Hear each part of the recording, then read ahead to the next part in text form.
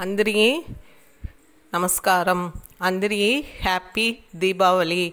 నేను ఇప్పుడు nuts sweet కాయలు చేసి చూంచాను. దానికి కావాల్సింది అతిరసం పిండి, నట్స్ కొంచెం పొడి చేసింది, మన దగ్గర ఉండే బాదాం, ముందరి, పిస్తా ఏది కావాలో పొడి చేసి పెట్టుకోవచ్చును. కొంచెం ద్రాక్ష, డేట్స్ కొంచెం చేర్చుకోవచ్చును. దాన్ని అతిరసం పిండిని చపాతీ పలగల పెట్టి ఈ మారి రౌండ్ చేసునేసి దాన్ని చిన్న చిన్న రౌండ్గా చేసి ఎత్తుకోవాలా. దాని వెనక దాంట్లో మధ్యల మన నట్స్ పూర్ణాన్ని పెట్టి మడిచి ఎత్తుకోవాలా.